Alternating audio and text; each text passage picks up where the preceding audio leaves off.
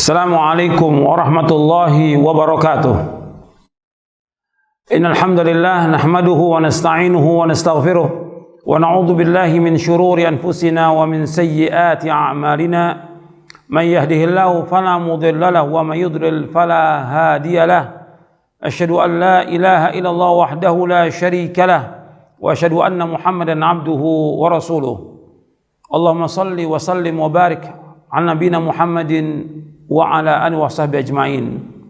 Kepada kaum muslimin dan muslimat yang mudah-mudahan dirahmati oleh Allah Ta'ala, dalam ceramah yang singkat ini saya akan menjelaskan tentang agama Islam yang kita peluk, yang kita yakini, yang kita anut, yang kita diwajibkan untuk mengimani dan mengamalkannya. Bahwa agama Islam agama akal, artinya sesuai dengan akal manusia, nggak akan bertentangan dengan akal manusia. Al-Quran dan Sunnah selama-lamanya tidak akan bertentangan dengan akal manusia. Perhatikan bahwa agama Islam agama yang sesuai dengan akal manusia. Bukan berarti bahwa Islam itu mengikuti akal, tidak, tapi akal dia wajib untuk tunduk kepada wahyu, kepada Quran dan Sunnah. Dan akal diperintahkan oleh Allah untuk berfikir, kita untuk menalar. Allah berfirman di dalam surah Az-Zumar ayat 9, "Qul hal yastawil ladina ya'lamuna wal ladina la ya'lamun." Apakah sama orang yang tahu dengan orang yang tidak tahu? Jadi Islam memperhatikan akal dan mengajak untuk berfikir. Allah juga berfirman dalam surah Ali Imran di ayat 190 191. Allah berfirman, "Inna fi khalqis samawati wal ardi wa ikhtilafil laili wan nahari la ayatin liulil albab alladzina yadhkuruna Allah qiyaman wa qu'udan wa 'ala junubihim wa yatafakkaruna fi khalqis samawati wal ard rabbana ma khalaqta hadza batila subhanaka faqina 'adzaban nar." Sesungguhnya dalam penciptaan langit dan bumi dan pergantian malam dan siang terdapat tanda-tanda kebesaran Allah bagi orang yang berakal, yaitu orang-orang yang mengingat Allah sambil berdiri, duduk, atau dalam keadaan berbaring, dan mereka memikirkan tentang penciptaan langit dan bumi. Mereka berkata, "Ya Rabb, wahai Rabb kami, tidaklah Engkau menciptakan semua ini dengan sia-sia. Maha suci Engkau, lindungilah kami dari azab neraka." Jadi orang yang berakal dan menggunakan akalnya, dia akan beriman kepada Allah, beriman kepada Rasulnya, dan dia akan berpikir nggak mungkin adanya alam semesta ini tanpa pencipta, nggak mungkin. Adanya langit, adanya bumi, adanya manusia, adanya binatang, adanya gunung, adanya lautan, adanya angin, ada semua rezeki, itu nggak mungkin tanpa ada pencipta. Maka Allah menyebutkan dalam ayat yang lain, "Am khuliqu min ghairi syai'in am humul khaliqun." Apakah mereka diciptakan tanpa sesuatu atau mereka yang menciptakan? Nggak mungkin manusia menciptakan. Seperti kita berbicara tentang adanya meja ini, nggak mungkin meja jadi yang sendiri. Mesti ada yang membuat meja ini. Adanya kursi, mesti yang menciptakan. Ada yang membuat. Sekarang alam semesta semuanya, nggak mungkin nggak ada pencipta. Itu Allah SWT. Maka disuruh kita untuk berpikir tentang semua ini. Berpikirnya tujuannya supaya kita beriman kepada Allah, bukan hanya berpikir begitu aja.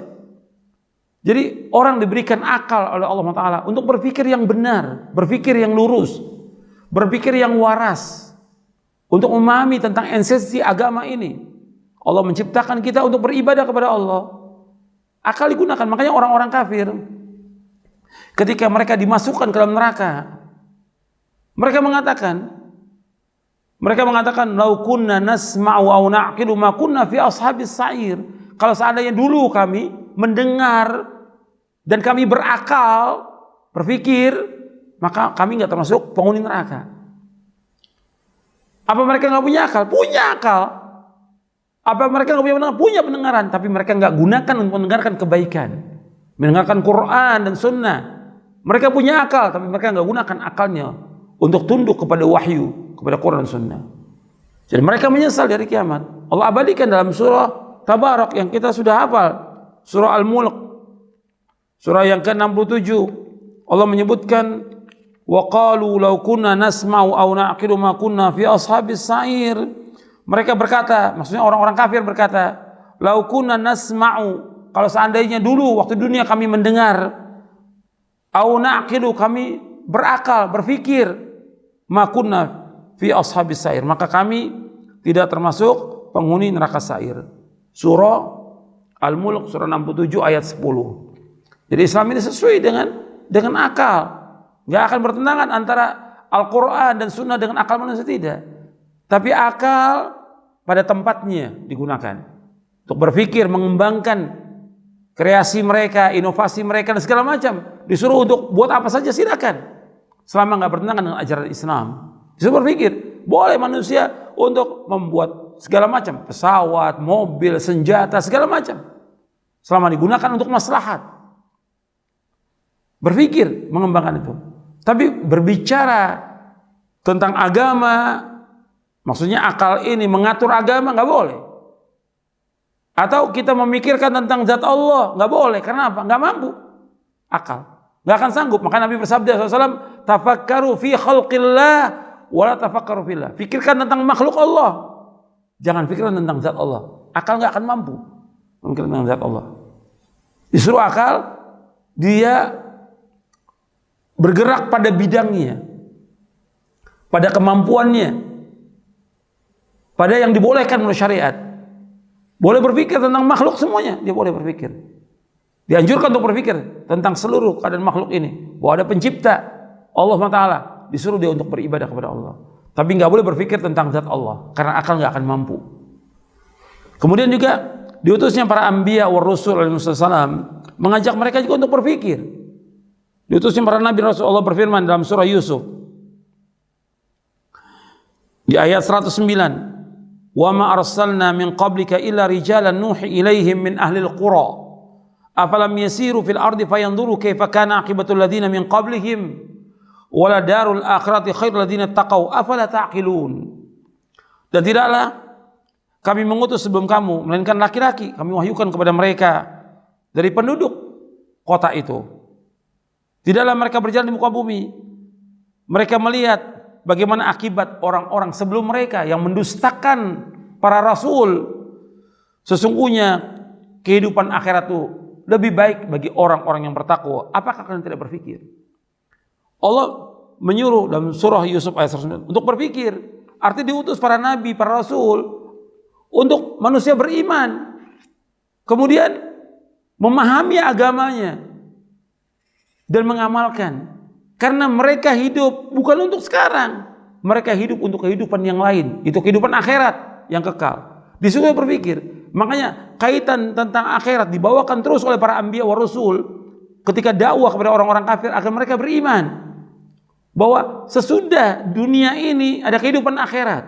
Kehidupan dunia kehidupan yang fana, tidak kekal. Akal ini mesti berpikir, ini kehidupan kita ini yang ada, kehidupan yang fana, kehidupan yang semu, kehidupan fata morgana, kehidupan bayang-bayang, kehidupan yang sedikit, yang kecil, gak ada artinya. Bahkan Nabi menyebutkan lebih jelek dari bangkai kambing kehidupan dunia ini. Gak ada harganya meskipun seberat nyamuk, seberat sayap nyamuk. Yang ada kehidupan akhirat yang abadi, yang kita akan hidup jutaan tahun. Disuruh kita berpikir. Orang yang beriman dan berakal, dia akan gunakan imannya dan akalnya untuk terus melaksanakan ibadah kepada Allah. Bahwa setelah kehidupan ini ada kehidupan akhirat. Dia mengharapkan kehidupan akhirat, yaitu kehidupan yang kekal dan abadi. Itu orang beriman. Dan itu orang berakal. Tapi ketika manusia sibuk dengan dunia, sibuk dengan berbagai kenikmatan dunia, sibuk dengan mencari harta sebanyak-banyaknya, sibuk dengan politik, terus habis waktunya untuk dunia, untuk mencari jabatan kedudukan. Dia nggak ingat bahwa dia pasti akan mati dan dia pasti akan kembali kepada Allah. Makanya orang yang berakal, dia berpikir, dia akan ingat bahwa kehidupan ini fana dan dia akan kembali kepada Allah. Maka Nabi menyebutkan bahwa orang-orang yang berakal, kata Rasulullah SAW, yaitu orang yang selalu ingat kepada kematian dan dia berbekal diri untuk kehidupan akhirat. Itu orang yang berakal. Ulaikal aqiyas, mereka adalah orang-orang yang pintar, kata Rasulullah SAW. Jadi agama Islam, agama akal. Disuruh kita berpikir, manfaat atau tidak manfaat, berguna atau tidak berguna. Orang berpikir, lihat nih, kehidupan yang ada ini manfaat atau tidak? Kalau nggak manfaat, tinggalkan. Akal digunakan untuk berpikir yang wajar, yang waras. Tapi banyak manusia ini yang katanya mereka punya titel, punya kedudukan, punya pangkat, punya segala sederet titelnya, nggak punya akal, nggak berpikir mereka. Mereka jahat kepada dan zolim manusia. Padahal itu nggak manfaat buat dia, bahkan akan menjerumuskan dia ke dalam kehidupan yang sengsara dan juga masuk neraka. Maka kita harus berpikir bahwa kita hidup untuk akhirat, bukan untuk dunia. Kita ciptakan Allah untuk ibadah kepada Allah Taala dan belajar agama yang benar dan mengamalkan amal soleh. Mudah-mudahan yang saya sampaikan bermanfaat. Wassallallahu Nabi Muhammadin SAW wa akhiru da'wana alhamdulillah rabbil alamin.